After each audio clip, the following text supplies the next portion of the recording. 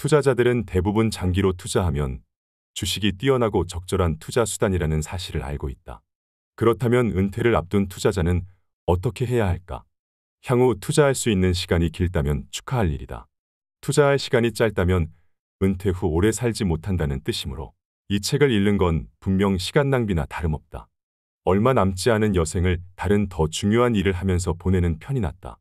언론과 심지어 업계 전문가들조차 은퇴를 앞두고 있거나 이미 은퇴한 50대 후반과 60대 투자자들에게 투자 기간에 대해 완전히 잘못된 조언을 해주고 있다.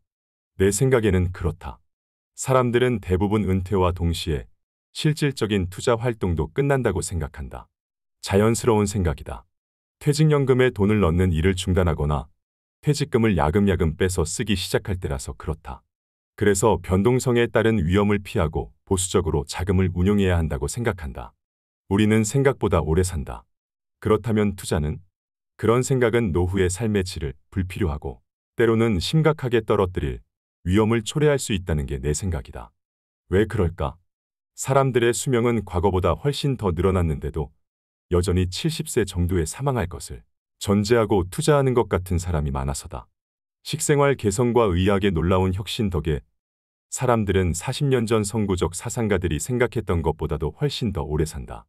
최근 미국 국세청 IRS, Internal Revenue Service 자료에 따르면 현재 65세 노인의 평균 기대 수명을 85세로 보고 있다. 즉, 85세가 평균이므로 65세 노인의 절반은 그보다 오래 살 거란 뜻이다. 나는 그보다도 더 오래 살 거라고 본다. 앞으로 20년 동안 의료 기술은 지금 우리가 상상할 수 없을 정도로 발전할 것이기 때문이다. 따라서 당신이 현재 65세라고 해도 투자할 수 있는 기간은 절대 짧지 않다. 길다. 장수하는 집안 출신이고 건강 상태가 양호하다면 투자 기간은 더 길어질 것이다. 사람들은 위험을 줄이는 것이 현명하다고 생각하고 안전하고 보수적으로 투자한다. 사실 이때 보수적이라는 말의 뜻이 정확히 정해져 있지는 않지만 일반적으로 변동성이 낮은 채권과 현금 위주로 자산을 관리한다는 의미로 간주된다. 채권과 현금 자산의 변동성이 낮은 건 맞다. 2009년처럼 국채 가격 역시 단기적으로 하락할 수도 있고 실제로 하락하기도 하지만 말이다. 그러나 변동성은 위험의 한 종류에 불과하다. 채권 만기가 도래한 시점에서 단기 금리가 하락하여 기대 수익률이 떨어지거나 장기 금리가 올라서 아직 만기가 도래하지도 않은 채권 가격이 하락하며 생기는 재투자 위험도 존재한다. 더 나은 투자 기회를 놓칠 위험인 기회비용 위험이란 것도 존재한다. 충분한 장기 투자 계획을 세우지 못하고 지나치게 보수적으로 투자함으로써 돈을 잃게 되는 위험이다. 주식의 변동성 때문에 단기적으로 마음이 불안해질 수는 있지만 여러분이 배우자의 여생에 대한 충분한 대비 없이 먼저 세상을 뜬다면 장담하건대 배우자가 당신의 죽음을 애도하는 시간이 훨씬 짧아질 것이다. 노후의 빈곤은 비참하다. 투자 기간을 지나치게 짧게 잡는 은퇴자는 감히 말하자면 아내를 미워하는 사람이다. 일반적으로 여자가 남자보다 장수하기 때문에 남은 돈을 쓰게 되는 사람은 남편이 아닌 아내가 되는 경향이 강하다.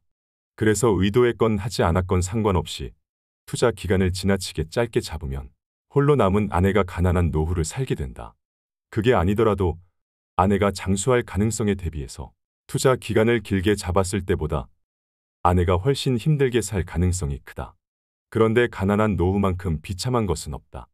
여러분과 배우자가 평균 수명만을 누리고 20년만 더 살다가 죽을 것이라는 근거 없는 믿음의 도박을 걸어서는 안 된다.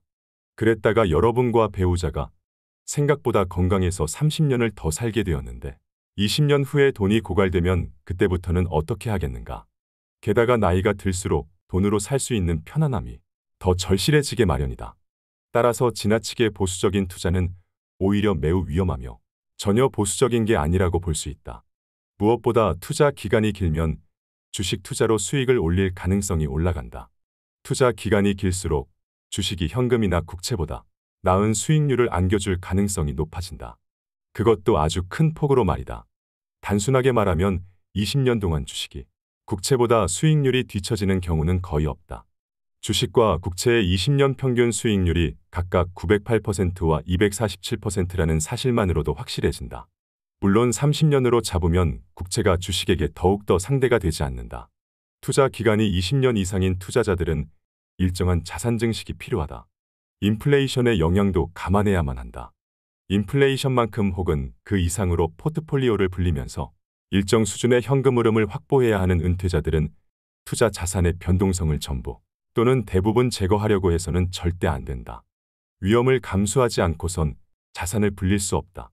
그리고 불리지 않고 빼내서 쓰다 보면 시간이 갈수록 자산은 줄어들 수밖에 없다. 자산을 오래 유지하려면 대부분의 시간 동안 일정 부분을 주식에 할애해야 한다. 지금 기준으로 65세는 그렇게 많은 나이가 아니며 여전히 투자할 수 있는 기간이 길다.